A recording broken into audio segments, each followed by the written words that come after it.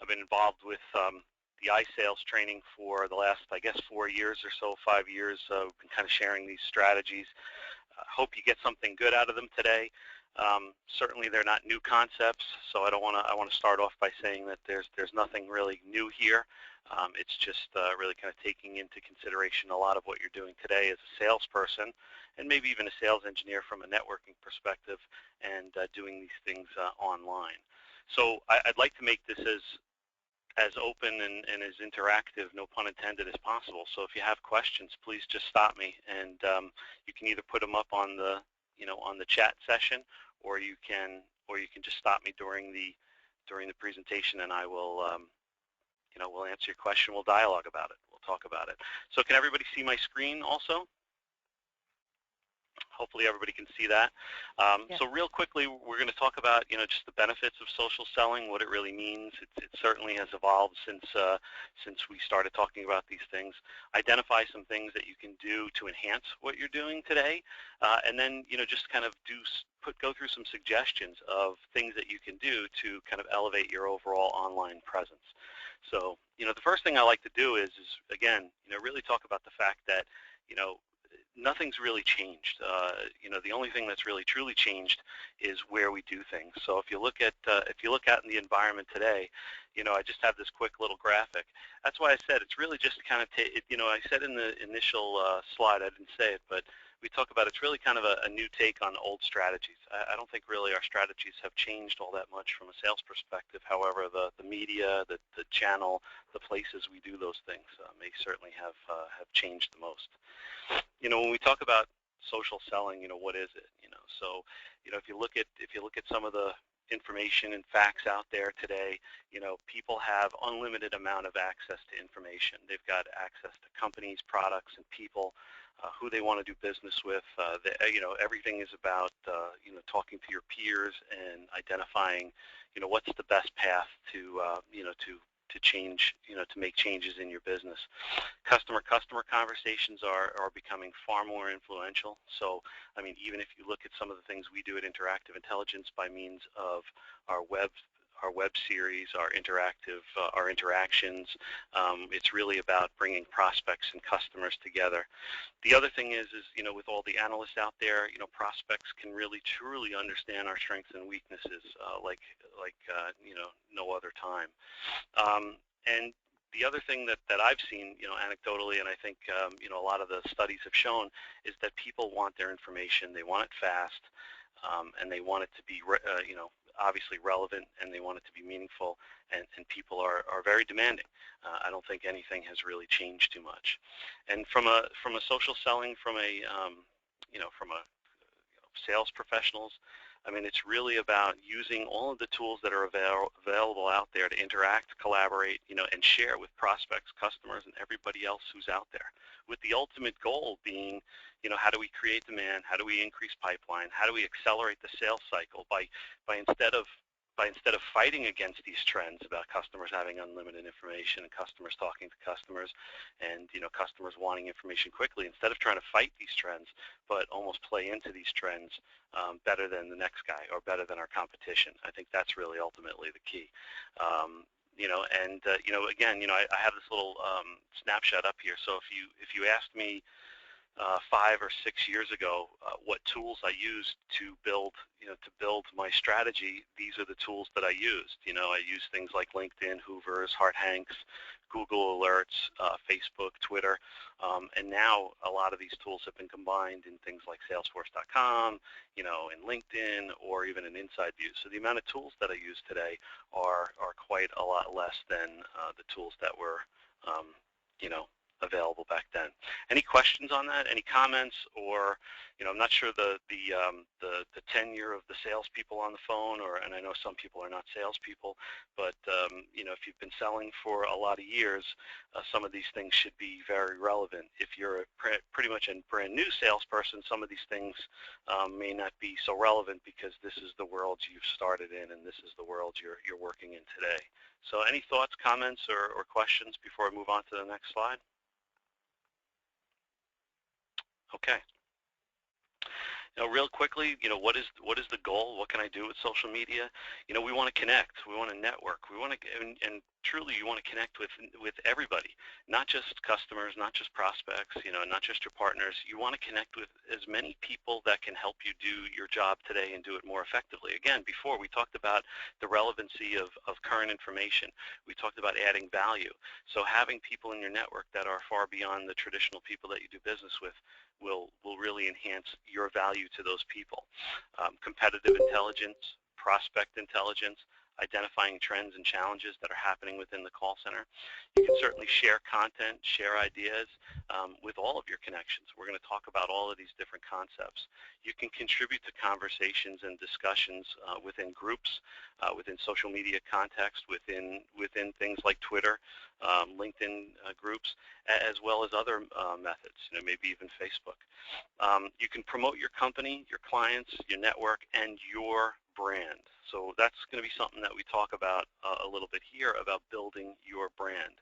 And truly, I believe, in my studying, in my past experience, I truly believe that people buy from people.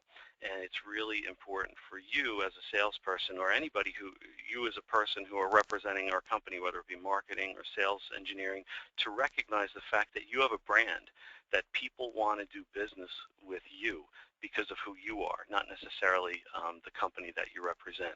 And I think that's really critical to part of the aspects of being social on social media. Then the other thing is you want to influence people. You want to build a level of a brand and some sort of online presence so that you can truly be an influencer to people in groups. And there's many ways to do that, but you can influence your existing customers, potential buyers, as well as some of the people that are out there in the marketplace today, like analysts, consultants, and bloggers that are out there. I can tell you right now that 6-8 years ago, I had no relationship with the analysts or subject matter experts that were in my field, or even authors who write about our business. And today I have this wealth of network that I talk to regularly and communicate with regularly, sometimes online, sometimes offline. That's with people that I would probably never run into, but having them in my network has made it really special for the other people in my network, especially customers and prospects. So again, really the goal is to create demand, increase pipeline, accelerate the sales cycle, increase sales productivity, and then ultimately increase revenue. Any questions on any of that before I go through to the next slide? Great. So what can you do on LinkedIn? Well, real quickly, you can build your brand. Again, if I asked many of the people on the phone here, if the sales folks that are on the phone, why people want to do business with you, you should have a good idea of what they would say. For instance, if and I may just pick on some names here because I see it here, but Scott Patsy here is on the phone. If I ask Scott, why do people do business with Scott, I think the first thing he would say would be, and I would hope he would say, would be that my customers trust me. Well, trust is a brand. Trust is part of your brand, and you take that brand wherever you go, right? So the concept of building a brand. And by the way, this presentation has been recorded. I am recording this webinar as well. We do have these links on YouTube. There is a specific one on YouTube called Starting in Pole Position. Building your brand on LinkedIn. So if anybody is interested in seeing that, we can certainly send you that. As a matter of fact, I'll put it into the I'll just clip it into the chat window right now. That is a YouTube playlist that has a couple of these different webinars, as well as starting in pole position, building your brand on LinkedIn, as well as territory planning with Inside View. So if you want to look at anything there, you can do that. You can take a look at that after.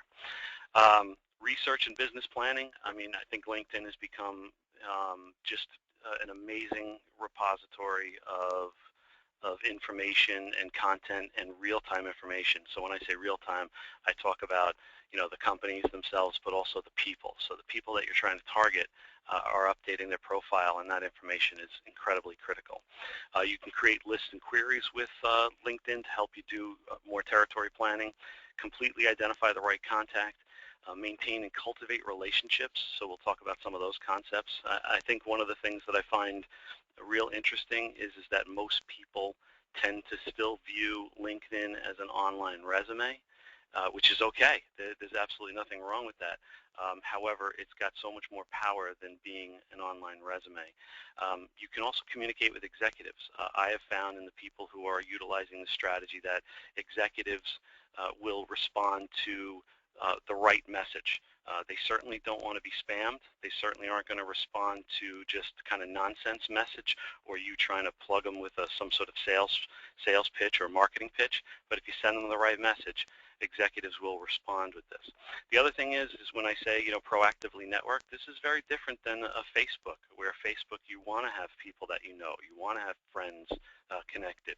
If you think about being social in a business environment, then really you would want to be connected to as many people within your industry, whether they be customers, analysts, subject matter experts, anybody that can help you, or more importantly, anybody that can help your network or your customers or your prospects do their job easier. So really what you want to do is be proactively connecting with people and then be on their radar, right? So be on their radar so that when they want to do something, when they want to have a question, you become the de facto person or long-term become an advisor to them, a trusted advisor to them to answer their questions. And I've got great examples of that. Certainly find some competitive information as well as sales intelligence, which we're going to be touching on all of these different concepts. Any questions on that? And I guess any people want to add to that to share their experience, or maybe even say, talk about maybe a difficulty in doing some of these things that they've had. Anyone? Can you share more information regarding competitive information? Because except of following the competitors, what else can be done in LinkedIn? Say that one more time. Can you say more about competitive information? Okay, sure. Yeah, I'm going to go into that in a couple of slides, so yeah. You'll see that for sure. Okay. And was there another question? Yeah. Hi, Michael. This is Scott Patsy. Part of what I want to be able to do is consistently share what Interactive shares. Okay. Right. Just to keep that feed out there in front of people who are following me, and I've found that, and this is maybe just more of a comment and something that we can take back to marketing. I've found that the interactive content that's been out there is some of it it has kind of a subpar graphic associated with it, and I feel like they could do a little bit better of a job on the content side of what ends up out here on LinkedIn that we have access to share with everyone. Sure. So I maybe you've seen that too. There was one this morning that I even saw, and you can see in there that it's kind of just it's not as clear, concise of content and information that what you kind of see from even some of our competition or just generally other businesses out there. Absolutely, Scott. I mean, great point. So hopefully everybody heard that well. Here, let me just address real quickly. I don't share Interactive's content. Okay. And I'll tell you why. I want my brand to be about me. Right? Maybe that's my egotistical salesperson in there, but I don't want to share content from Interactive because you know what, Scott? Everybody who works for a company shares their company's content, right? So if I'm trying to nurture and cultivate my network, if you will, I don't want to spam them with stuff they can get from Interactive Intelligence already. And quite frankly, it is. I'll just say it's very marketing centric. It's it's look at me. What I'm going to talk about here is utilizing LinkedIn and Twitter to find better content to share with your contacts, right? So I like to share things like Gartner research reports, Frost and Sullivan reports, and not stuff that they have to go to register at a website. So I'll always find content that they can go right to, right? Because I don't need them to go. I don't want to be a purveyor of stuff that says when they click on it, oh, Mike only sends stuff that they have to register for. So what I use is people on LinkedIn. I use Twitter to find the right materials to actually tweet back or to put into my timeline on Facebook, on LinkedIn, and I'm not sharing marketing materials. If they want to know about Interactive Intelligence, they can go to Interactive's website. What I'm trying to do is, and if you look at my brand on LinkedIn, you'll find that it's much more about call center operations. It's much more about customer experience. It's much more about customer service. It's more about the operational aspects of call centers than it is any specific technology or any specific company. So I try to be relatively brand agnostic. I always think back, I don't know how old you are, Scott, but if you've ever watched Miracle on 34th Street, if anybody has ever seen that movie, one of the interesting things is, and the Santa Claus gets in trouble because he works at Macy's and he's telling other people to go to different stores to find the products that they want. But the reality is that by doing that, by being brand agnostic and not really worrying about it, but being social, right? You can actually create a better version of yourself online than to just be promoting one particular brand, but promoting some sort of content that's really of value to your actual network. Does that make sense? Absolutely, no, that makes perfect sense. Yeah, so I don't put any interactive.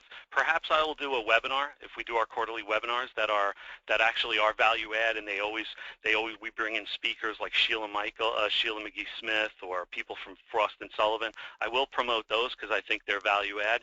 But the traditional marketing stuff, I let the other sales guys do that, Scott, because every other sales guy does that. You're going to see a trend here where I want us to be different. I want us to behave differently. People have an expectation of how salespeople are going to react, and what I suggest is be different, be unique, and don't do the typical stuff that other people do. I like it. Okay? Yeah. And that's, to me, if you want to build value, if you want to add value to people, you're going to add value by finding better content and putting it out there rather than just, people will just go, oh, this Scott's update again. It's just another thing company blast from his company, Yeah. So. Yeah.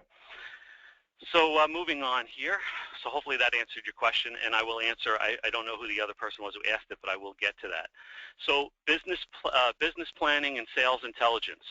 So here, I just built a quick little list on LinkedIn. So if you're doing, so here I was looking for, so one of the things I always think about when I think about LinkedIn is I say, hey, my name is Michael Conti. I've been doing call centers in the Northeast here for 25 years. I started as a technician. And so when I come into LinkedIn and I do a simple search like this and say call center or contact center, and I see 8,000 people in that list that are second connections from me, the way I look at that, I say those people should know who I am. I need to get on these people's radar, not just because they may be a sales opportunity for me, but they're people that are in my industry that I may be able to add value to them. And quite frankly, sometimes if they're competitors, that's okay, because sometimes, coworkers are sometimes a person is a coworker, then down the line they become a competitor, and then down the line they become a competitor again. So the trick is that the way I look at LinkedIn is, I'm on one side of a river, right? And there's the contact that I need to get to is on the other side of the river. But everybody is just a stepping stone to get to the next person, right? So if I look at something like this, I say that I want to be on these people's radar, right? And primarily I want to be on mostly the and I see Colleen just put a note in here that she knows someone. Hey, maybe we'll use that to touch base with Charles. But the thing is that the reality is if you're in a market, then you represent technology, then you should be on these people's radar. I mean, conceptually, that's how I kind of take a look at LinkedIn, right? So here we're talking about business planning, so business intelligence. So back to that question before, how do you use it for competitive information? Well, certainly a lot of times people have in their profiles what technologies they actually use, right? So here I'm going to do just a snapshot of another business planning. Here, so before, if you looked at this one here, I was looking at a territory, right? I was looking at the greater New York City area, Rochester area, Buffalo, Albany, and I was looking for specific titles and people's names. In the next one, I'm looking for particular people within a companies, right? So here I've sorted by the company that I'm searching for. So in this particular one, I was doing some research on utilities. So I said, all right, well, bring me up all the utilities that are in my area, and now let me see the people that exist within that company. So you can start build. And by the way, if you whether you have a paid for version subscription of LinkedIn or you have a free version, they all let you some level of saving lists. So you can save these lists and go back to them. The other thing that's really nice about these lists is once you've created them, they are living, breathing lists. So the more people that fit that profile will then they will add to the results in it. Also, if you're doing a second connection list, the more people you connect to and bring those third connections closer to second connections, that will then increase the amount of lists as well. So so there's a great opportunity here to create these lists and then have them be kind of just living, breathing entities. Okay. Any questions on that so far?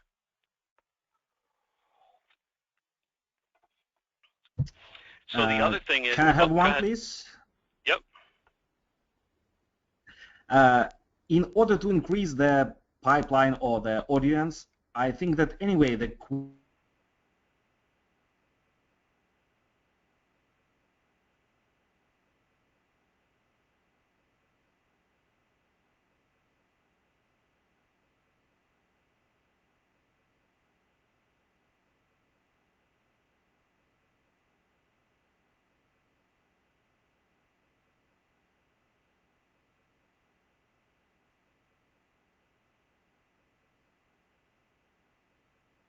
Right or wrong answer, right? I don't think there's a right or wrong answer. If you want to go out and only connect with C-level people, then I say go for it.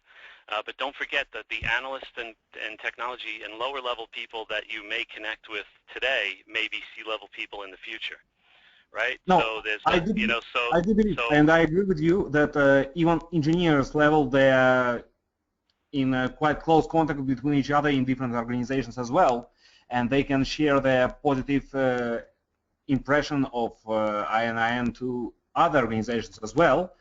But I had a lot of quite strong beliefs through the not only inside of the company but in the industry as well, that people are trying to get 500 plus connections, whether it makes sense or not. I'm not sure what the question is though. The question is whether it is necessary to get 500 plus connections, because some people I don't think that I don't think I'm talking about quantity at this point. I'm talking about a business network and you connecting into your network, tapping into it, right? So, assume that, you become all right, or me as a salesperson wants to be the epicenter of a particular territory, right? So the whole idea is making connections, almost like your brain, how your brain and synapse all connect to each other. The more, again, and I don't want to suggest that the more connections, the better. The more opportunities that you have to connect with people that are the right people within your territory, the better chance, you're going to increase the odds of your success and increase your odds of who you can influence. But again, this is just one perspective. That's why I answered you initially with the fact that it's really not, there's really no right or wrong in how you do it. The only wrong would be is trying to gobble up connections and then doing nothing with them. Cool, thank you. Right, so this is not a concept of just trying to, this is not a game of trying to get as many connections as you can. There are people out there who have needs. Now, whether or not you and I can fulfill those needs, that really will be dictated based on your behavior of being online. right? So I could go and connect with 500 plus people and then never do a thing with them, which I think is what the majority of people, and I think that's probably your point. However, we're going to go through here with some concepts of ways that you can cultivate and nurture and court your network so that you can be seen as someone who doesn't just connect and run, but someone who actually adds value to their network. Does that make sense? Yep. Thank you for explanation. It definitely makes sense, because I also agree with you that you should use these connections in a positive way. Absolutely. Instead of just collecting 100%. them. 100%. And trust me, because it's social and you're out there, they'll see you. I've seen people jump onto it and bam, they Twitter out, 50 Twitters a day for the first month, and then they go away, never to be seen again. That's why you got to pace yourself, and we're gonna talk about that. So I mean, all incredibly valid points. And again, I do want to emphasize, there's no right or wrong. There's only what is going to give you results and what's not going to give you results. Right? So I really want to emphasize the fact that there is no right or wrong. But let's take that comment about, quantity over quality. So let's look at what's up on the slide right now. So when we do this quick little, so I think this is a great segue into it. So the quantity is 4,269 names at the time that did the results. Well, how do I filter these results down to something that's meaningful, right? So, well, the first thing is I can use the groups. If you can see the bottom here where I have the groups, can everybody see that in the bottom left? I'm just going to assume you can. If you look, now I can use the groups to filter who are the relevant people. So now, out of those 4,200 people, roughly, 8 people are in the Worldwide Contact Center group. Now, again, they may not have the title that you're looking for, and I forget the gentleman's name who was giving some great feedback there. The title may not be, but those are people who are at least online, and you have some means to filter this quantity into some level of quality, right? So there's your first start. Again, may not be the top, but if I go to the Chief Information Officer, chances are that's going to be that C-level person that you're looking for. Does that make sense? Right? So here's one concept of why do you want to be in groups? Because groups is a means to help you filter through the quantity into quality, right? And again, I'm not guaranteeing you that the title is going to be the title, but at least it will be people that will match your industry. So if you've added the right amount of groups, right? So if you've added the groups that are relevant to you as an industry, the group is a great icebreaker. Okay? Does that make sense to everybody? And you can only belong to 50 groups within LinkedIn. So choose, not that you have to choose them so wisely, but there is a way to get into groups, and we'll talk about that as well. So here, again, here's a group. I just brought it up here, the Worldwide Contact Center. It's got 32,000 members. The first thing I wanted to tell you, if you click on this button, it'll bring up the members, right? So here I just did a quick little thing because I'm in New York, and I just put in New York and did a search, so it brought me the people that are in the greater New York area. Here's the thing that I wanted to share with you that's really interesting. If you know you can't send a message to somebody if you're not connected to them. I hope everybody knows that, right? You can't, unless you send an email to somebody, you can't connect them. So another reason that you would want to be in a group with someone is the simple fact that when you're in a group with someone, you can send them a message, right? So I can use being in a group as a means to send a message. So how do I look at groups? Quite frankly, I look at groups as trade shows. People who are like-minded go to trade shows to get information, right? The same way that a group on LinkedIn is a means to have people who are like-minded in industries or professions or operations that are congregating to be together. This is a wonderful place to just say, hey, I stumbled across your profile. I've been in the call center space for X amount of years. If there's anything I can do for you, let me know. I've been in the space for a lot of times. If there's anything I can do, and you send that message very politely, without sending them a sales pitch, without sending them information, maybe give them the opportunity to go back to your profile, and hopefully your profile's built properly and looks great.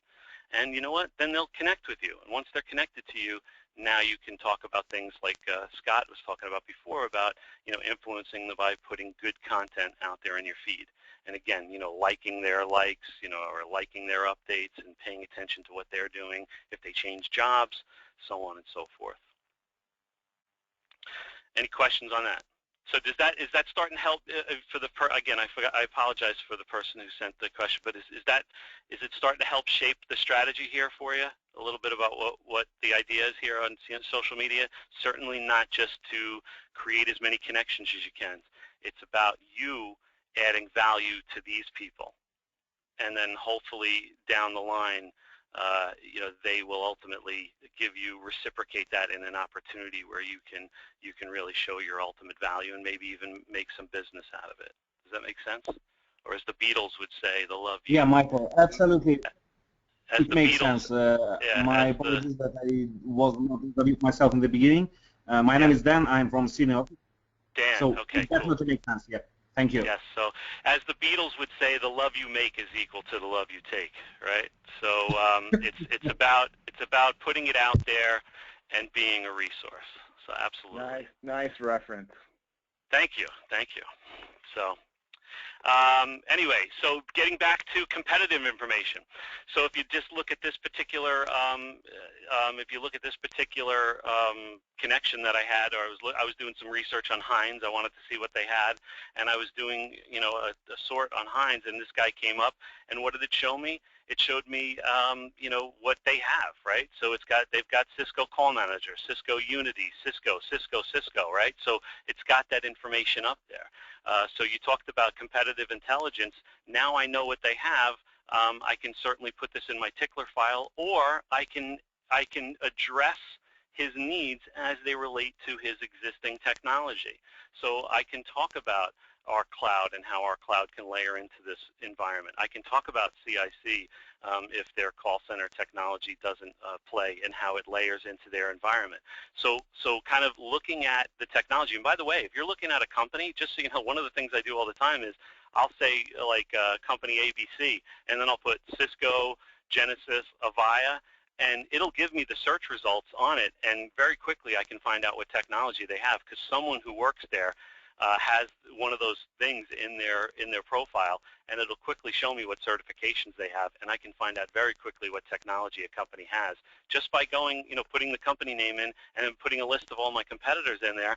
It'll pull up that information and filter it out by the quickest hit or the best relevance.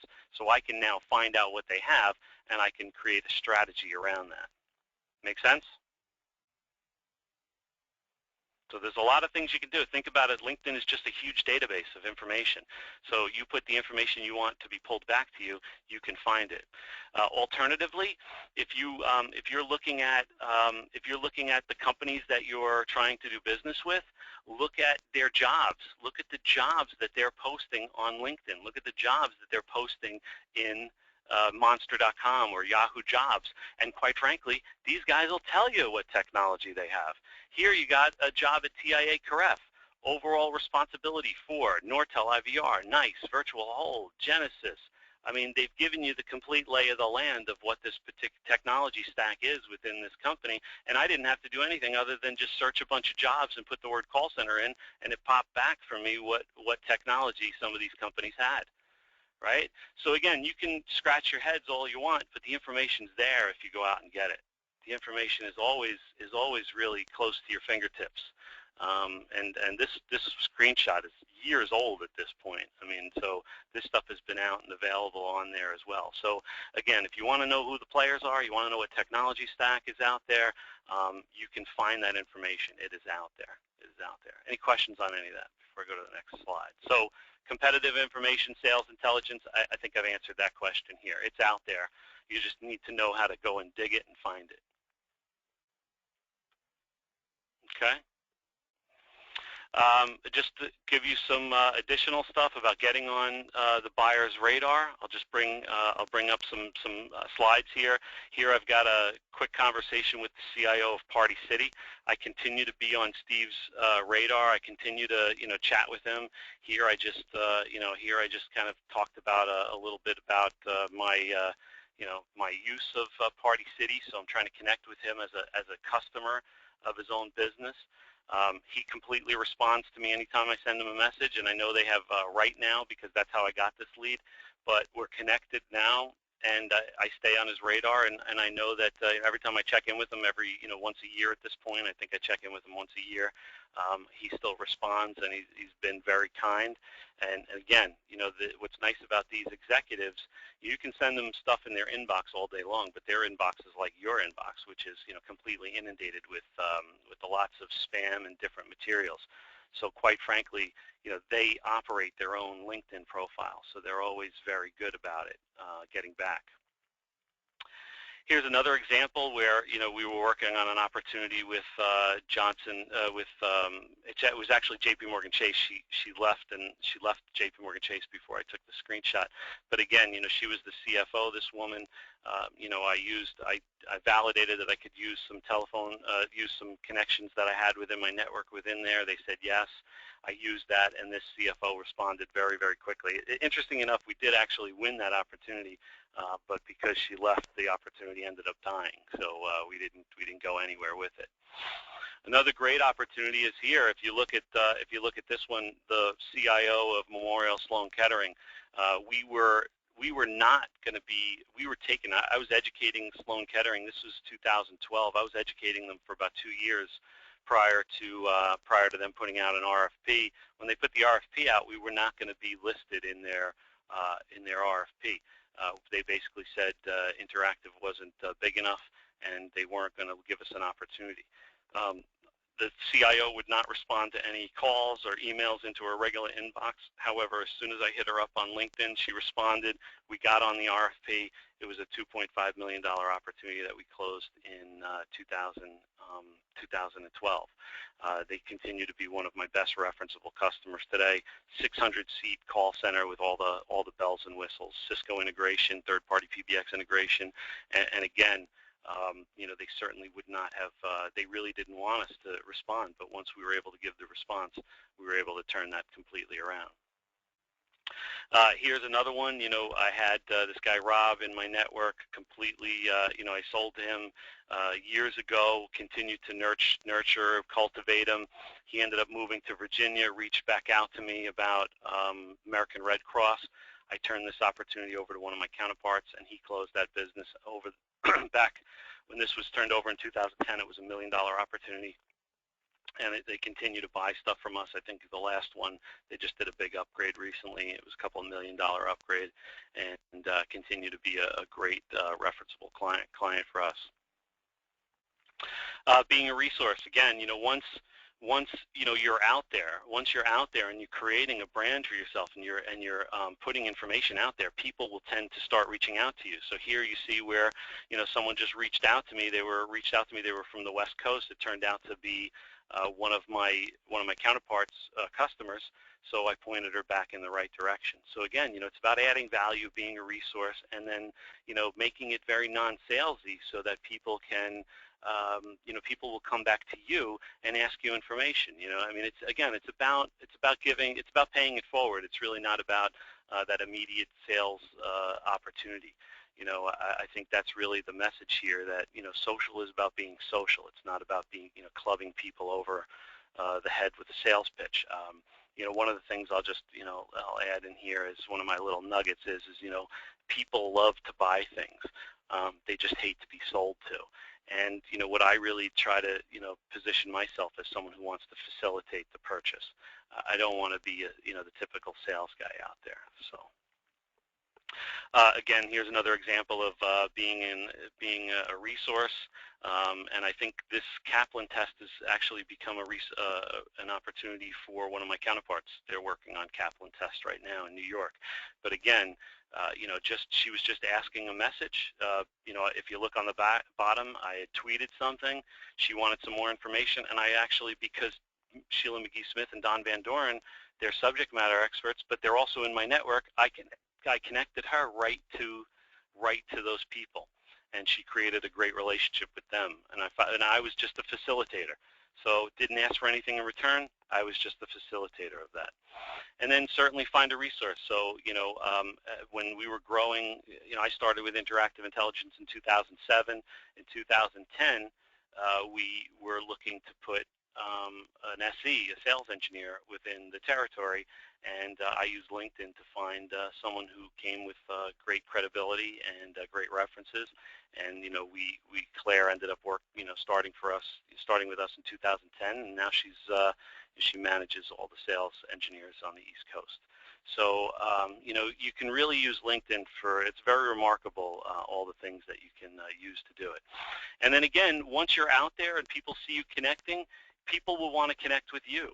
And and I say when anyone wants to send you a message to connect, if they're on the buyer side of things or the influencer side of things, I say always connect with them. So here, this guy John Lovenguth reached out to me, and I said I'll connect with call center engineers at Morgan Stanley all day long, and this was unsolicited. So once you're out there, people will recognize that you are connected and you are someone of value.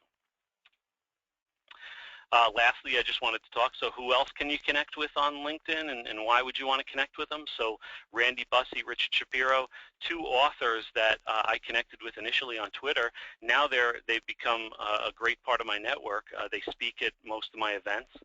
I've done webinars with them. I do lunch and learns with them. So, this concept is not just about doing things online. It's about taking it offline. So both Richard and Randy, what I've done in the past is we've done lunch and learns with our customers. So I've said to B&H Photo, for instance, which is one of my customers, so why don't you bring all of your frontline supervisors, your managers in sales and customer service, and I'll invite a couple of other people, and I'll provide lunch, and I'll bring in Randy or Richard, and they'll do kind of a meet and greet with the author. They'll sign copies of their books, and here's the greatest part. So now I can sit there. I'm the facilitator of this wonderful event, and I get to be a fly on the wall while they talk about all of the strategies and all of the things that are happening within their call center, and all because I just introduced them to someone like a Randy or someone like a Richard. It's a great thing, and I encourage you to find these people in your network, in your area, because if they're in your area and they've written a book, man, they love to talk about their book. They love to talk about their book, and their books are great, and it resonates with the people that are working within your call centers. It resonates with the people who are working within your customer base. And the greatest part is you get to be the guy who brought them together, and that is a value add that you can't really buy. And you do it for free, and quite frankly, it really does pay off results. Just so you know, Randy this year has brought 3 opportunities to Interactive Intelligence. Unfortunately, they fall out of my territory, so I had to turn them over to my counterparts. But 3 opportunities already this year that Randy has turned over. Richard has helped me get in further into other accounts, and Richard has turned over some opportunities for us. And here's the greatest thing: when I do my regional event in New York, they bring their customers as well. They say, hey, why don't you come to this event in New York? It's really great. There's a lot of value add. I'll be there. I'm speaking or I'm not speaking, but why don't you come with me? And he brings his network as well. So I get to increase the attendance. I get to add people that wouldn't necessarily come to my event, and I get them to rub shoulders and elbows with my customers and my prospects at the same time.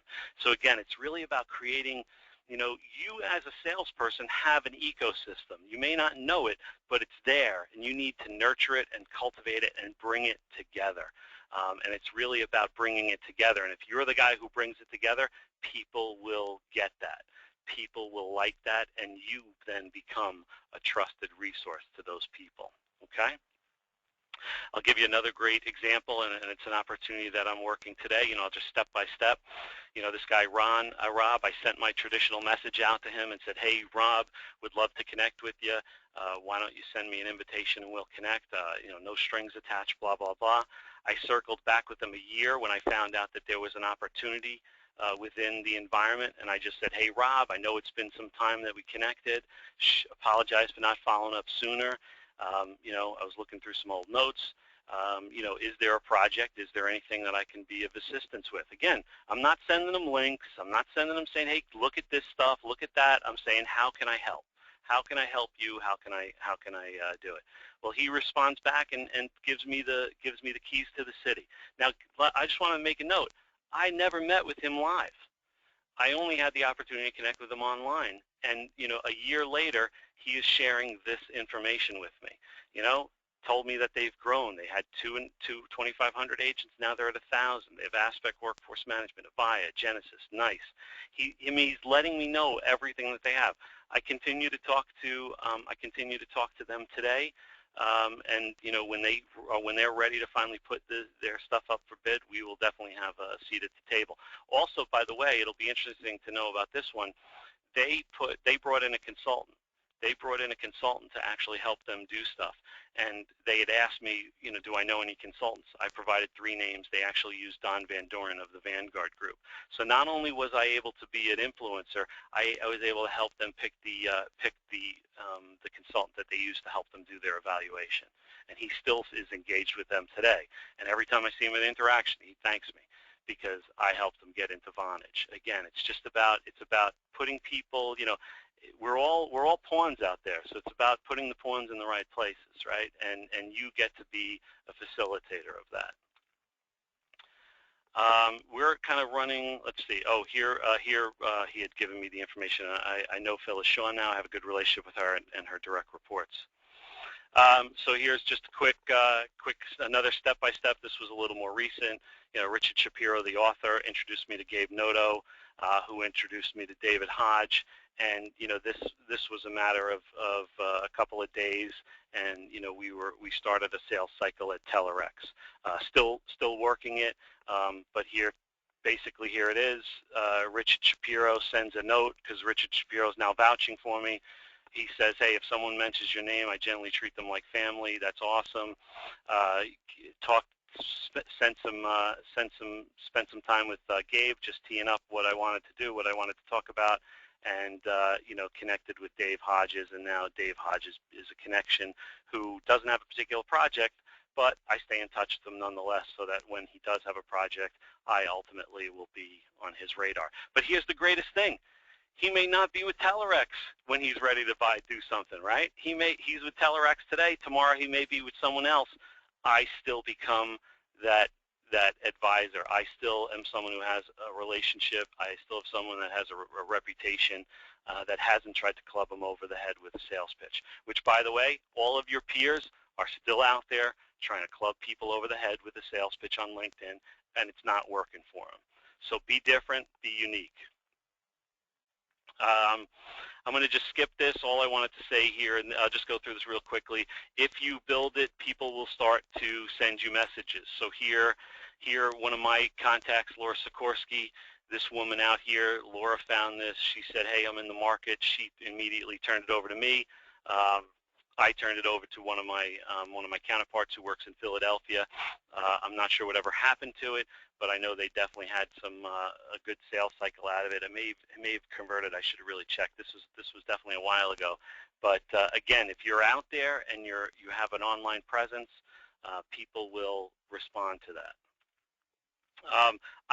All these slides are available, so I won't talk. I'm not going to go through these, but there are testimonial slides of your peers who are actually utilizing these strategies.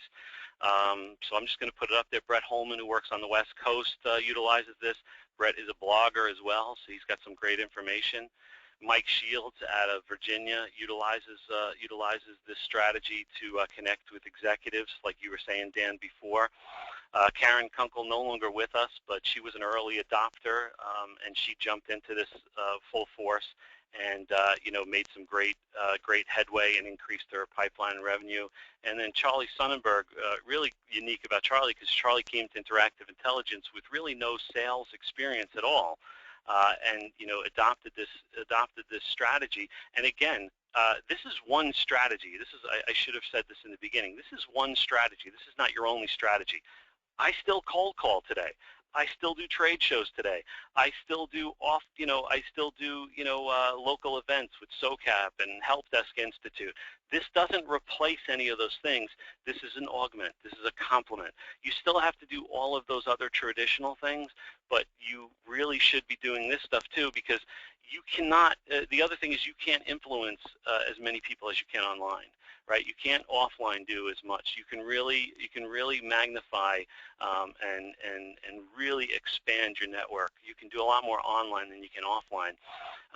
So I certainly would never say to abandon all of the other things you do. Right? It's just you you need to be, I suggest that you really get online as well, because I think, again, it's the same effort you're doing before. It's the same effort you do in your traditional day-to-day sales, but I think it will pay back some additional results because of the amount of people you can influence and connect with online. What's going on online, what's happening. If you really want to see what's happening in the call center, if you look at the LinkedIn discussion groups, which I know is filled with spam, but don't look at them necessarily to jump in and throw your business card in the ring. Look at them for what's actually being asked, right? Because if you know what's being asked as you walk into customers, as you connect with people, as you go to trade shows, understanding the questions that people are asking, online will help you with interacting with these people when you finally do interact with them. So at least it gives you an idea of what you can do with those people. What can you do on Twitter? So now that we've shifted to, we've talked about LinkedIn, let's talk about what you can do on Twitter. So before, Scott, you were asking about, sharing content. Well, quite frankly, there's great content out there on Twitter. You can follow your customers, you can follow prospects, you can follow your competitors, all the industry media like ICMI and No Jitter and VoiceCon. You can certainly connect with analysts. You can retweet and share this information, right? So there's tools out there that you can use to, when you share on Twitter, it shares on LinkedIn and wherever else you want to share it. And here's the thing. Share some of these people's blogs. I can guarantee you'll get better results with sharing white papers from industry analysts and industry peers than you would with sharing interactive marketing material. Also with Twitter, you can certainly gives you a great opportunity to connect and network with people even further and build those relationships. Who's on Twitter? Well, let's see who's on Twitter. Many of your peers are on Twitter. Many subject matter experts are on Twitter. A lot of people who put out free content all day long. Sheila McGee-Smith, John Arnold, Flavio Martins, Roy Atkinson, Melissa Kay, Laura Sikorsky. These are people who are putting out free content. Numeritus, Gartner, Don Van Doren. All of these people are posting free material all day long that is a value add. It's not just marketing nonsense. This is like really great how-to stuff in the call center. How do I make my agents better? How do I make my technology better? How do I make my customer experience better? These people are posting that type of material. And you know what? If you filter through that, you can find some good stuff to retweet. You can find some good stuff to share with your network. You can find, so instead of maybe with your whole network, maybe you want to share a small piece of information from DMG Consulting about workforce management with maybe just the people who do workforce management or the operations executives within your network. So really you can use Twitter to find some great information to share with your network. So that's how I do it. I do not share marketing content from my own company. I share value-added content from these people, which again provides. It kind of it's kind of a good double-edged sword where I'm promoting these people and building my relationship further, and at the same time I'm not propagating just spam out into the marketplace or into my network feed on LinkedIn. All right. So any questions on any of that? Because I'm going to try to get through the next couple of slides because we're at the top of the hour and I'm sure everybody has to do some stuff. So any questions on any of that? No? Okay. So what can you do? What are some suggestions to develop your online presence? So be a rock star, right? So build your brand. You want to have you want to make sure your name is properly put up there, your picture is properly up there, the keywords that are associated with your profile are keywords that would be searched. You want to put any relevant websites that you have in there, maybe your Twitter connection, have a nice professional summary, put your specialties in there, and then here's the big thing, recommendations. You want to have recommendations. So as Dan was saying before, if you want to connect with C-level people, then your recommendations should be from C-level people. And I would say go out and ask the people that you want to work with, right, or people you've worked with in the past to put those recommendations out there for you. And here's the thing, if they don't have time to do the recommendation, write the recommendation for them. A lot of times, I'll send it to C-level people and say, hey, look, my online profile, my online presence, very important. I just want to basically, create a reference. Can you write it? If not, here's a paragraph that you can just cut and paste if you'd like. And 9 times out of 10, they take that and they will post it for you. What can you do? Develop your network. Be unique. Be proactive. Join groups, industry groups, vertical groups, professional, local groups, and parallel groups. What are parallel groups? So if you're putting in call center groups, a parallel group might be the teleservices industry. It might be a help desk group. It might be collections group, telemarketing, workforce management groups. Those are what I would consider parallel groups. And cultivate and court your network. Again, goes back to the conversation we had earlier. Do not just create a network where you're just connecting with people and not adding any value. Keep in touch with people. Stay on their radar. Give a hoot about people, right? If they're updating their profile, if they've changed their profile, if they've got a new job, call it out. Say congrats. Promote people in your network. Talk about how great they are. And then really ultimately monetize your network. The most saddest thing is to have this wonderful network and do nothing with it. It really is a living, breathing thing. And then work the process and await the results. Again, I don't think this is a process where you're going to get, immediate results. I mean, it might happen, but certainly you're not going to get, an opportunity or a lead out of it, within the first day of doing it. But give it time and stay the course, because in my experience, it has turned into a very fruitful and very positive experience. Get social, right? So get on Facebook, get on Twitter, get into LinkedIn, make sure it's sustainable and consistent. So like I said before, don't be one of those people who jumps into it, posts a ton of stuff, and then doesn't do anything with it, doesn't follow up, doesn't like other people's things, doesn't share other people's content. Don't spam, right? People, again, they love to buy things they don't like to be sold to. The key word here is social. You need to be social. And how do you be social? Well, you provide content. You provide these things without asking for anything in return. Be a facilitator, a matchmaker. Be a resource for your network. Put yourself out there to do these things, and people will come, and they'll give you the opportunity to help. But when they give you the opportunity to help, you better help. And you better make sure it's good. And don't, like I said, don't club them over with a sales pitch. I never hit people up with marketing content unless they ask for it. And they specifically say, can you send me information about this?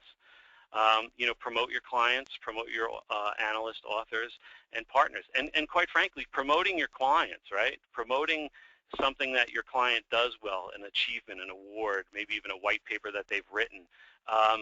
In essence, when you promote your client, you are promoting yourself, you're promoting your own brand, and you are promoting your, Interactive as a company. You just don't have to do it so directly. There's a lot of ways to promote indirectly and get the same point across. And I would say, actually, not only does it get the same point across, but it's much, much more effective than just promoting yourself.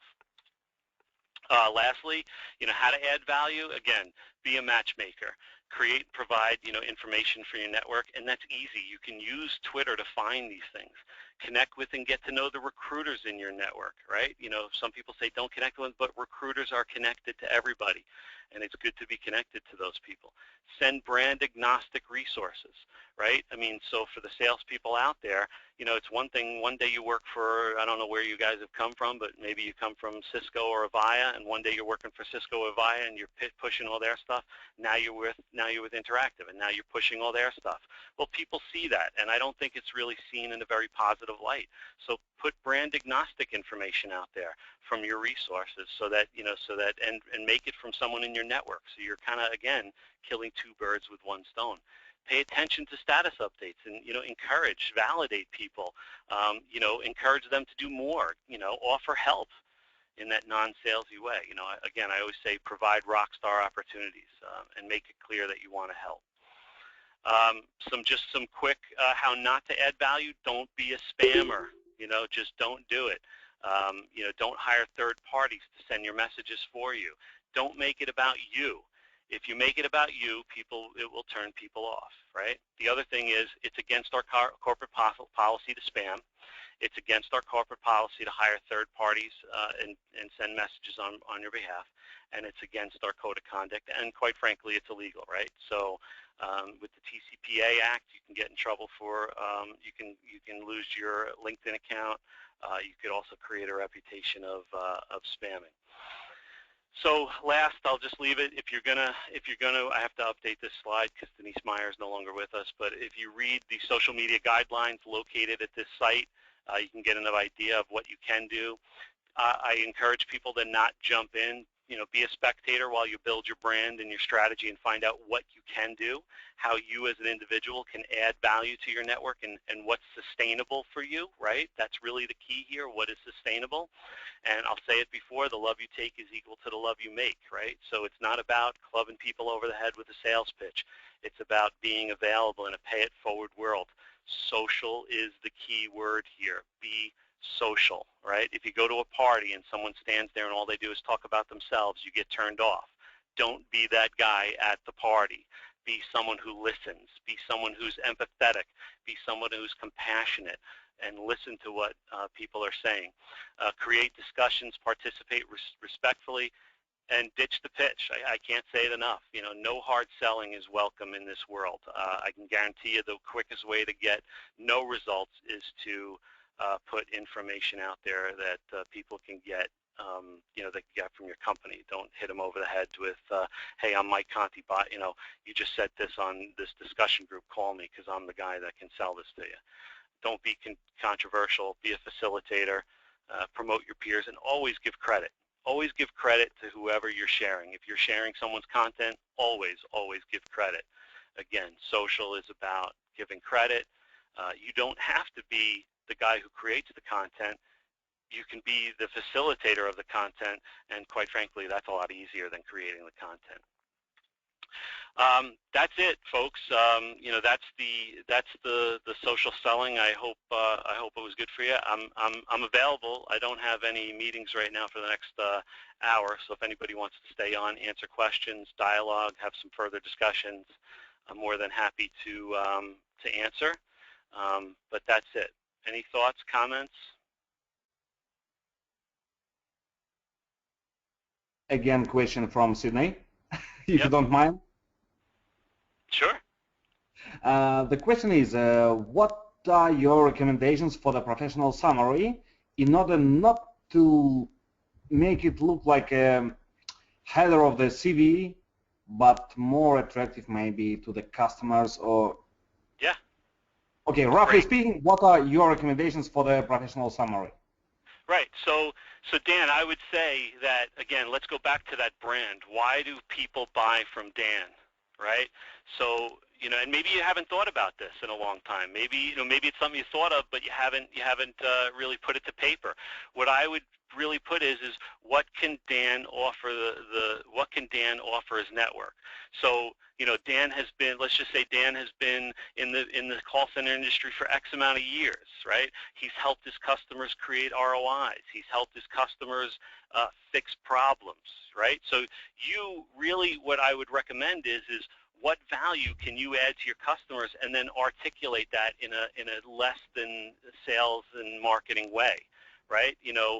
And then really once you put that summary up there, right, of, look, Dan has spent X amount of years in the call center business. He's helped customers in all sorts of industries, help, overcome challenges with workforce, with resources and technology and, and strategies in their business, whatever that may be, and then make sure that the recommendations you get talk about that, right? So that the recommendations, everything kind of is in lockstep with itself. So the summary plays to the recommendations that you get, and the recommendations play to that summary, right? And if you haven't thought about it, right, go back to your customers and say, why do you buy from me? And let them tell you, and then take that and use that and articulate that in a way that would resonate with other people. Make sense? Yeah, absolutely. And just to summarize it, it looks like it should be like a base for the future trustful relationship with your customers, right? So it should Absolutely. be like some reference at which they should look like, okay, he has some experience in this, that, those, or other fields. Okay, great. Let's take it like an assumption, and then we will build our relationship based on these assumptions, right? Yeah. Absolutely.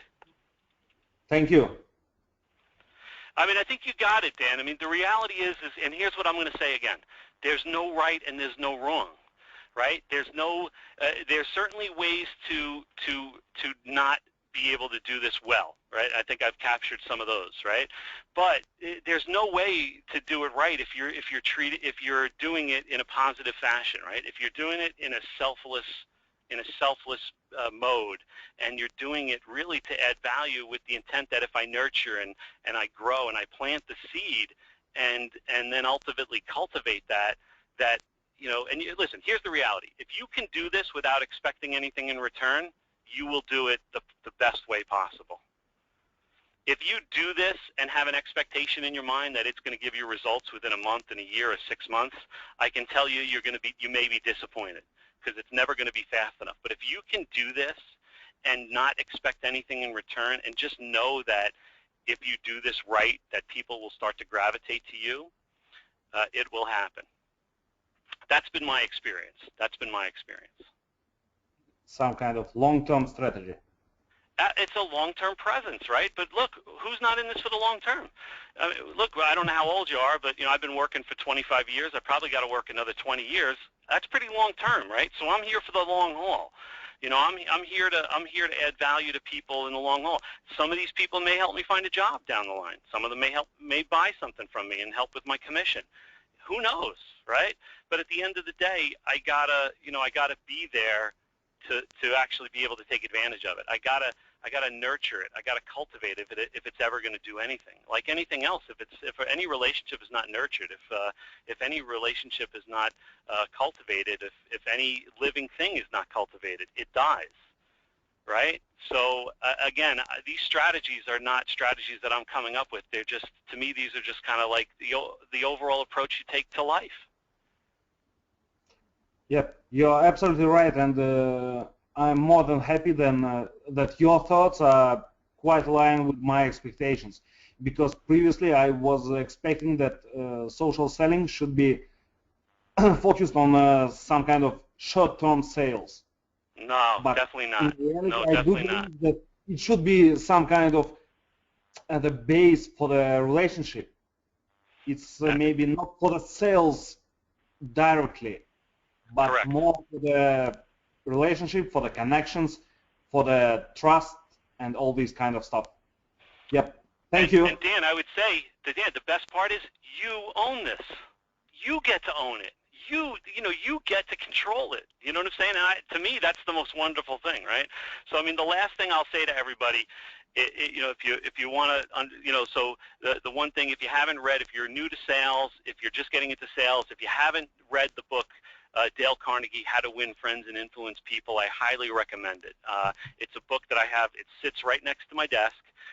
If I get jammed up and for some reason I'm stuck, I can't think through a sales strategy, I can't think of a new idea, I just open up the book, and wherever I open up, I start reading.